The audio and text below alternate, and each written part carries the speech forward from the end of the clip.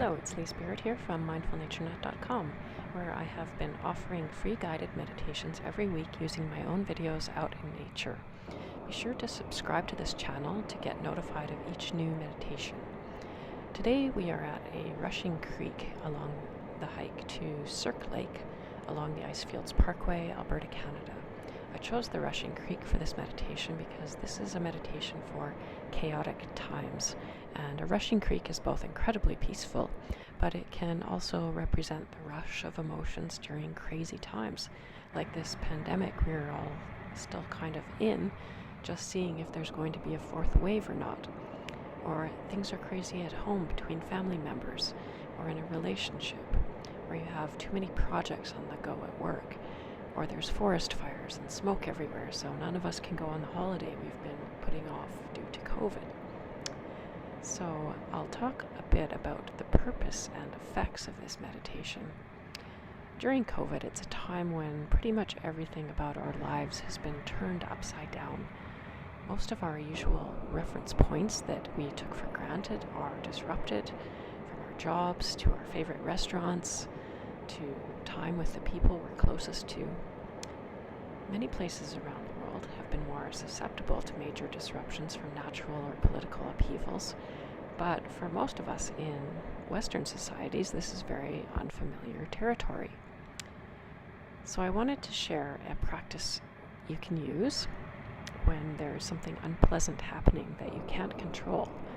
Instead of looking outside to feel better or safer, you can try something different and turn within. You can look for a place inside of you that is okay, a place of quietness and strength that isn't dependent on any external factors. This is based on a traditional mindfulness practice. The purpose is to make your usual unconscious stream of thoughts, emotions, and sensations conscious. The way we feel and act is often hijacked by thoughts and feelings that happen so quickly we're not even aware of them. All of a sudden, we're upset or anxious or angry in a situation that needs our attention and care. So the first step is noticing and naming. Make yourself comfortable, either sitting or laying down, and close your eyes. Let your attention gently scan your body for physical sensations like cold or heat, or tightness and relaxation.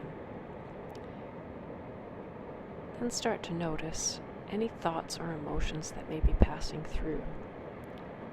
Whenever you notice a thought or an emotion, you've already started the practice.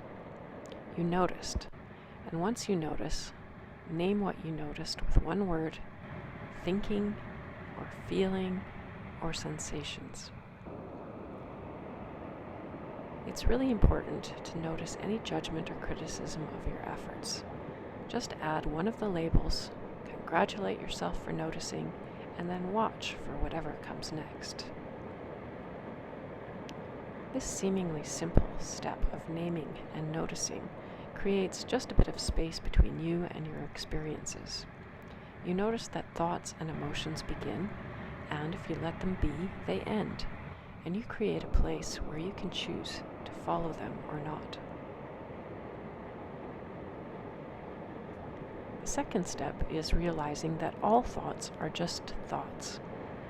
The next step is to do your best to notice and name all thoughts as just thoughts, and all emotions as just emotions.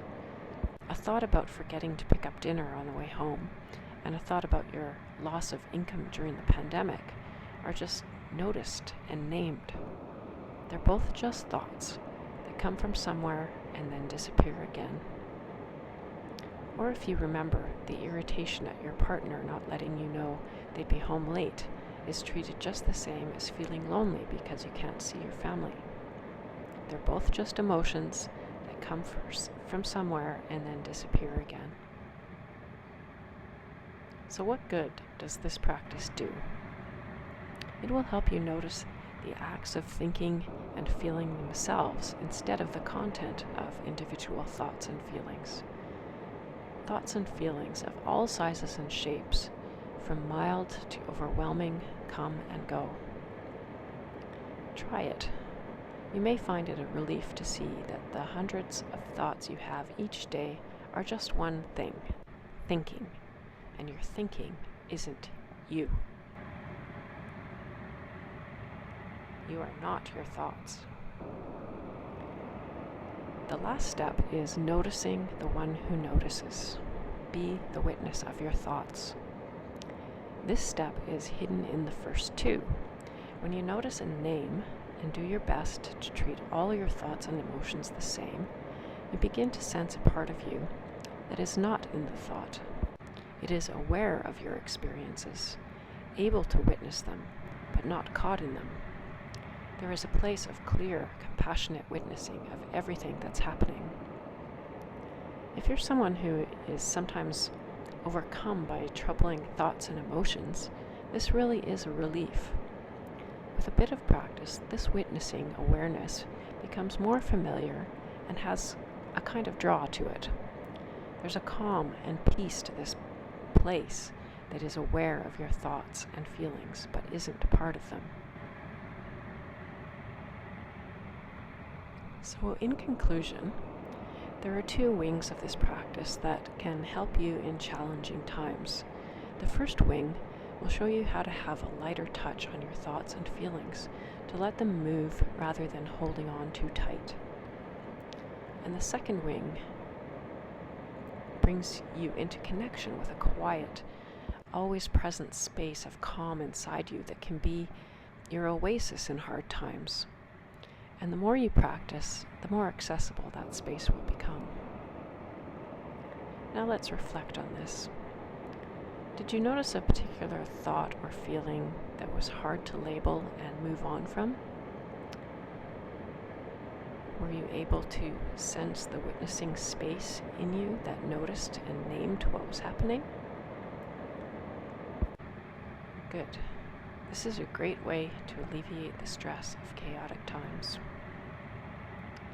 If you've enjoyed this meditation, please go to the links at the top of my channel and click over to my website, where there's a great blog with many stress alleviating topics that will help you during chaotic times by relaxing the mind, body, and spirit. At those links at the top of my channel, you can also grab my free Natural Mind Healing Report that will start the process of alleviating stress, anxiety, and negative thinking. Thank you again for meditating with me, and please take it easy during these challenging times. Be kind to yourself, and we'll see you in the next video.